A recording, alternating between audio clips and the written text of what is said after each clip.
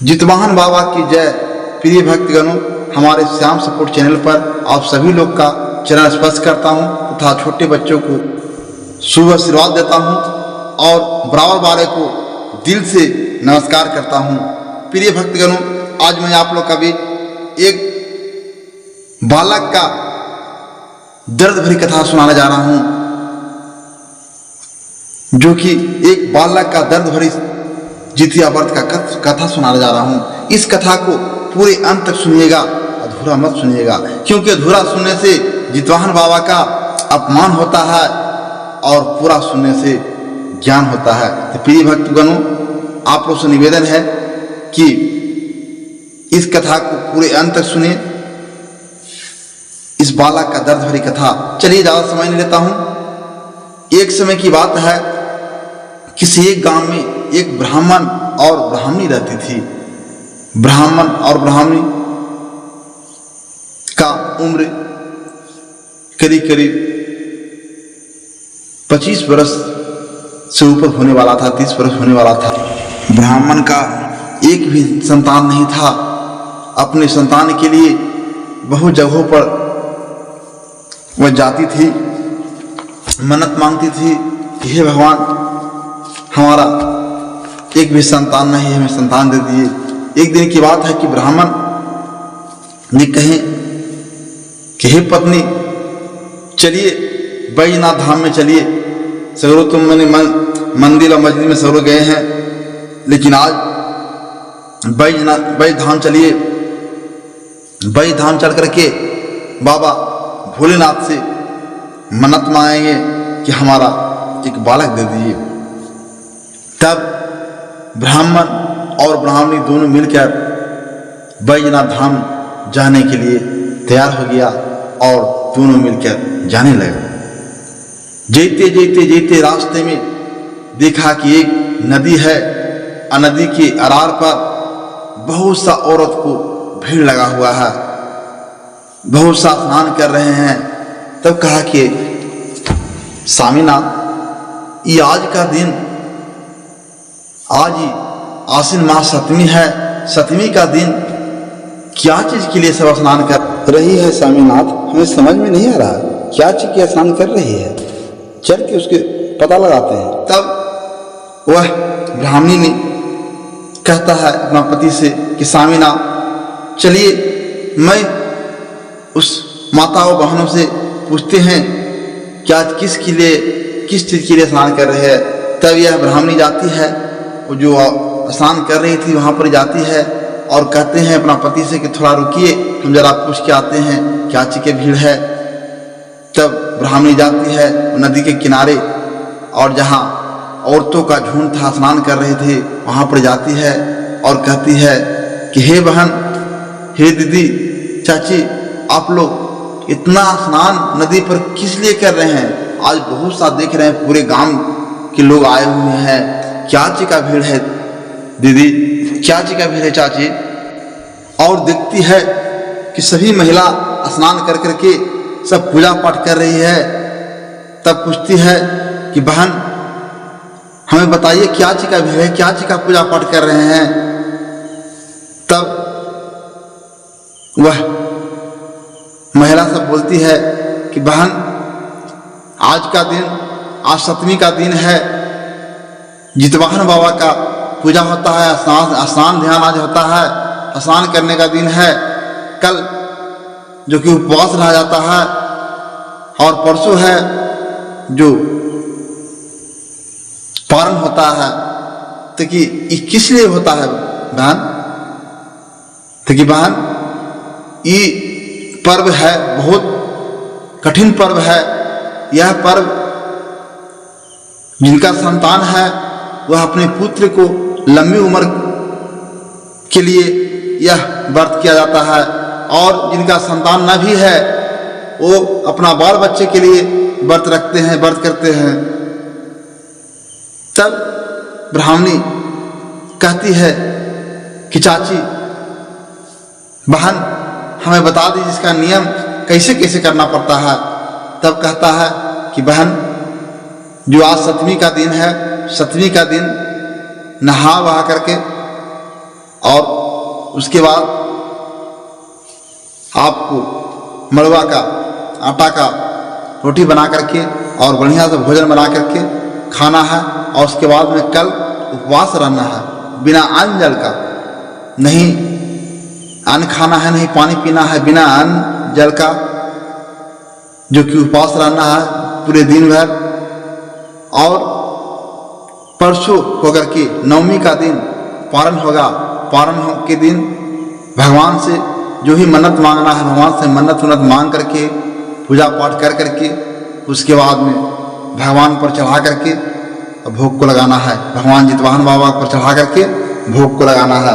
यह सुन करके ब्राह्मणी क्या करती है कि वहाँ से आते हैं अपने पति के पास, कहता है स्वामीनाथ चलिए बैजनाथ धाम नहीं चलिए, स्वामीनाथ चलिए घर पर चलिए, हम भी आज स्नान ध्यान कर करके और सहता हूँ कल जितिया व्रत का दिन है, आज जितिया व्रत का दिन है, कल उपवास रहने का दिन है, मैं भी पर्व करूँगा, चलिए हमारे लिए ला दीजिए, मैं भी बेटा के लिए अपने पुत्र के लिए यह जितिया पर्व करूँगा। वहाँ से ब्राह्मणी लौट जाती है। लौटने के बाद चले आती है घर पर और जा करके अपना नहर पोखर पर जा करके स्नान करती है। और उसके बाद स्नान कर करके मड़वा का रोटी बनाकर खाते हैं। उसके बाद में वह कल होकर के उपवास रहती है, 8वीं का दिन उपवास रहती है। और 9वीं का दिन भगवान पे जितवाहन बाबा को ध्यान करता है, कहता है हे जितवाहन बाबा हमें एक बालक बिना हमें गोद सुनना लग रहा है, जितवाहन बाबा हमको एक बालक दे दीजिए। जितवाहन बाबा से ये मिन्नत करता है कि मैं बहुत दिन से परेशान हूँ बाबा, सगरों कहाँ न गया, मंदिर धाम सगरों घूला, लेकिन अभी तक एक भी संतान नहीं हुआ बाबा, आपसे विनत करता हूँ कि हमें एक संतान दे दीजिए। यह बात जब जितवाहन बाबा ने सुनते हैं तो जब पारण कर करके वह घर आती है और उसी रात का दिन जितवाहन बाबा ने उसका गर्भ में जीव को डाल देते हैं। वह गर्भवती रह जाती है और धीरे धीरे जब समय बीतता गया, 1-2 महीना हुआ, उसको लगने लगा कि हमको पेट में कोई गर्भ बच्चा पल रहा है, लगता है कि इन्होंने कूद रहा है। तब अपना पति से कहता है कि हे स्वामीनाथ हमको लगता है कि हमारा पेट में कुछ बोल रहा है। तब ब्राह्मण बोलते हैं हे ब्राह्मणी, हे पत्नी, इसमें चिंता होने की बात नहीं है, तुम्हारा पेट में बच्चा बोल रहा है, तुम मां बनने वाली हो। यह बात सुनकर के ब्राह्मण और ब्राह्मणी बहुत खुश होते हैं और भगवान से प्रार्थना करते हैं कि हे भगवान हमें बालक को रक्षा कीजिएगा। धीरे धीरे समय बीतता गया, धीरे धीरे बीतते बीतते 9 महीना बीत गया।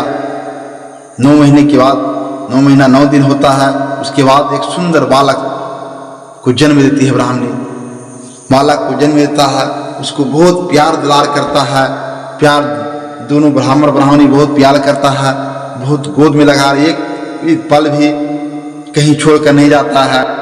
धीरे धीरे वह बालक जवान होने लगता है और ये ब्राह्मण ब्राह्मणी हर साल, ब्राह्मणी जो हर साल अपने बच्चे के लिए, उम्र के लिए जितिया व्रत करती है। धीरे धीरे करते करते जो लड़का जवान हो जाता है, शादी करने योग्य हो जाता है, तब कहता है, पिता कहते हैं, माता कहते हैं कि हे बेटा का नाम चंदन रखा। कहा कि चंदन बेटा अब तुमको लिए हम कोई लड़की ढूंढकर तुम्हारा शादी कर दूंगा, तुम शादी करने योग्य हो गया है। वह लड़का कहता है नहीं माँ, हम शादी नहीं करेंगे अभी। यह कहता है, उसके बाद माँ कहता है बेटा शादी कर लो, शादी, क्योंकि हमारे घर में बहू आएगी, खाना बनाकर हम लोग को देगा, सेवा करेगा। तब वह अपना माँ बाप को बात को नहीं मानता है और यह क्या करता है, वह बेटा जाकर के अपना पसंद से शादी कर लेता है। करने के बाद बहू को लेकर आता है घर में। घर में बहू रहती है, रहने लगती है। रहते रहते एक दिन की बात है, उसका माँ ने कहा कि बेटा हमें एक लोटा पानी ला के दे दो बेटा, बहुत कस के प्यास लगा हुआ है। बेटा कहता है कि जो अपना लेकर के पी गया, कौन तोरा पानी देगी। तो माँ का आंख में आंसू भर आता है, कहता है बेटा बहुत कस की प्यास लगा हुआ बेटा, हमको उठने का शक्ति नहीं है बेटा, दे दो बेटा हमको पानी दे दो। तो फिर भी बेटा नहीं मानता है, कहता जाओ अपना पानी लेकर पी लोगन, उसको पानी कौन पिलाएगा, कौन देगा।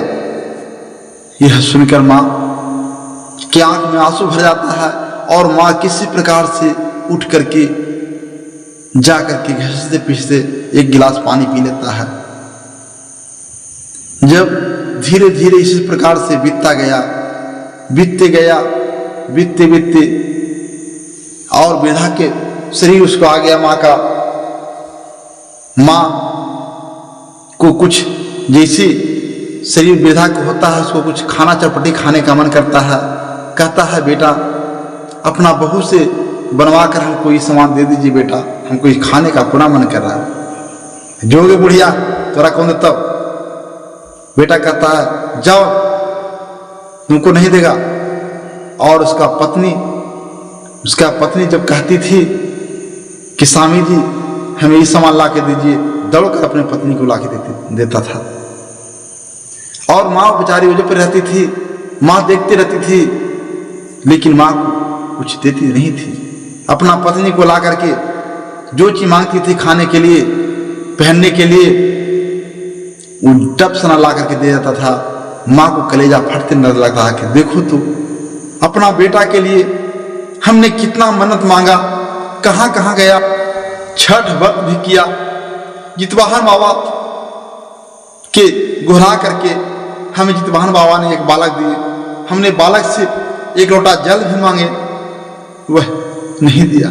एक दिन की बात है कि और कुछ दिन बीतता है, तब उसकी माँ का तबीयत बहुत खराब हो गया। वह कहता है बेटा आज मुझे लगता है कि प्राण टूट जाएगा बेटा, कम से कम एक लोटा जल तो मुझे पिला दो। बेटा मैं बहुत लालसा से आपसे कह रहा हूँ, कम से कम एक लोटा जल दे दो बेटा। वह बेटा नहीं देता है, कहता है जाओ उसको कौन देगा। वहां से चले जाता है। बेटा वह माँ बेचारी कलप कलप कर अपना प्राण को त्याग देती है।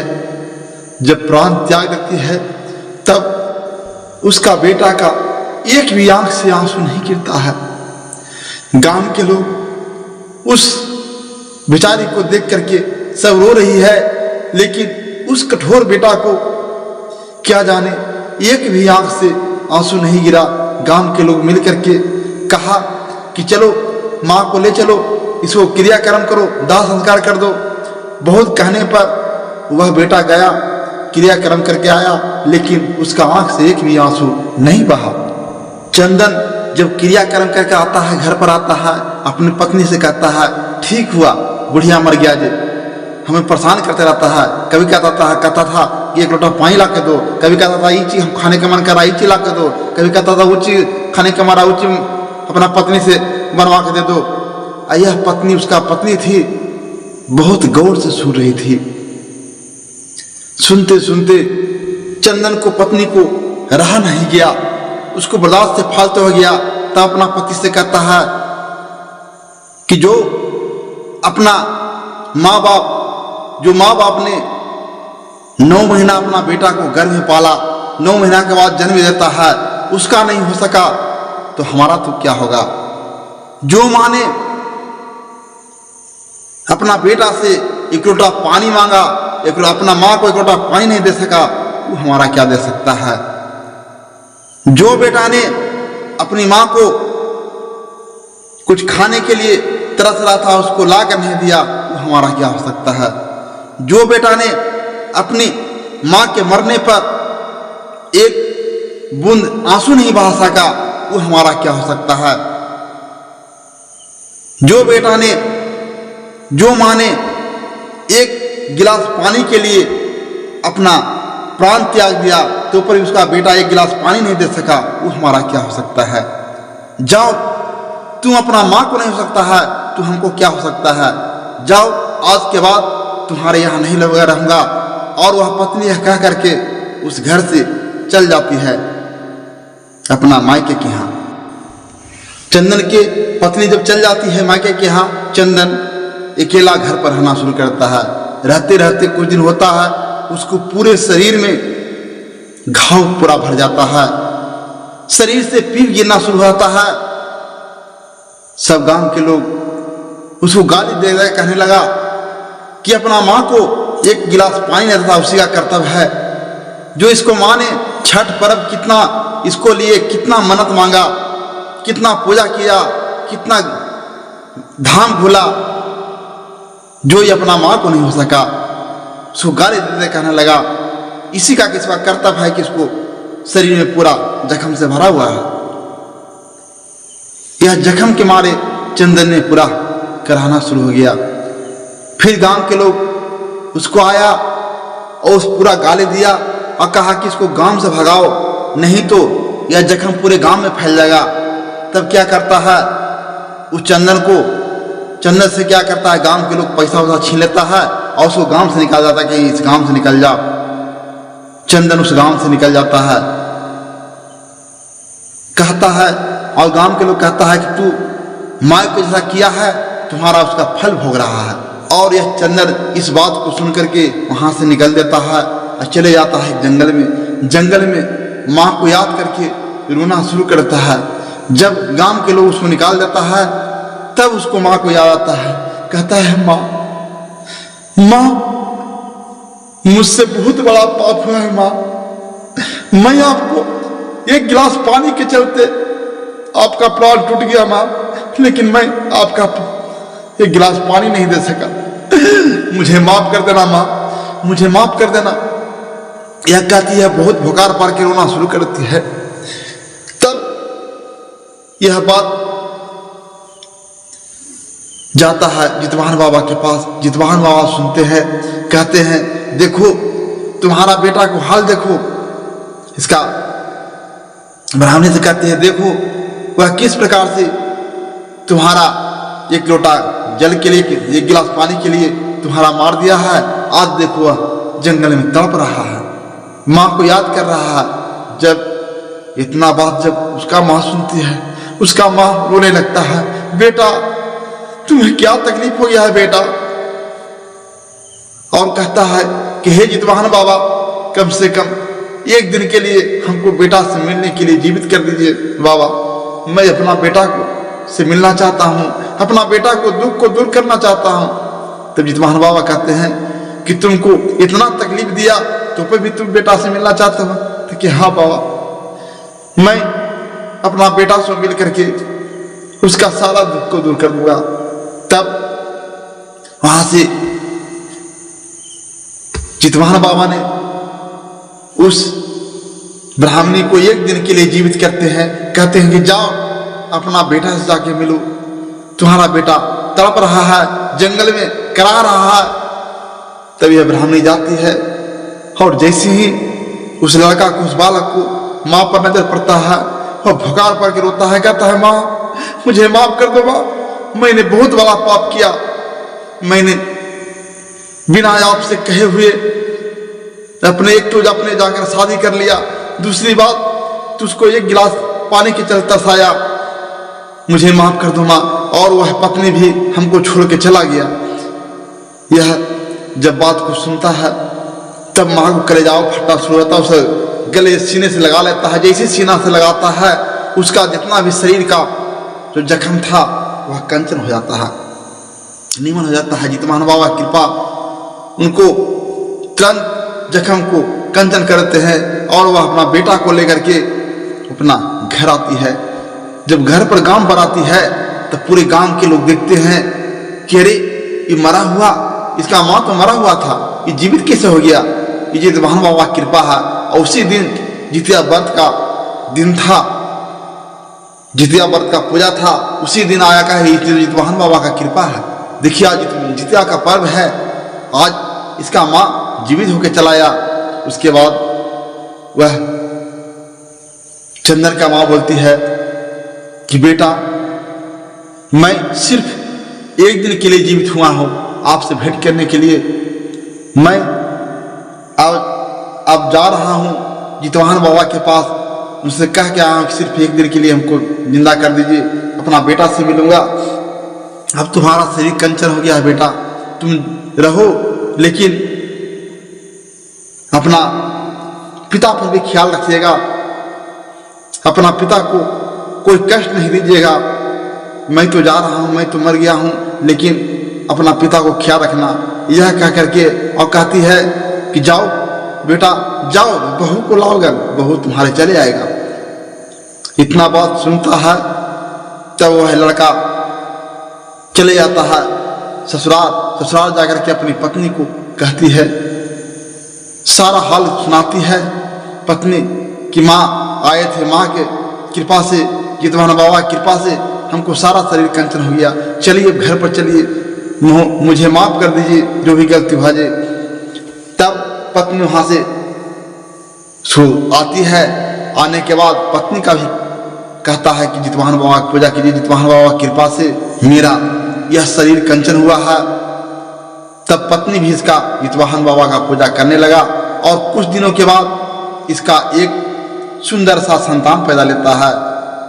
संतान पैदा लेता है, पूरे परिवार खुशहाल से रहने लगता है और लोगों से यही कहते रहता है कि अपना माँ बाप को तकलीफ नहीं देना चाहिए, जो भी माँ बाप कहते हैं वह माँ पिता को बात मानना चाहिए, उसी को अनुसार चलना चाहिए।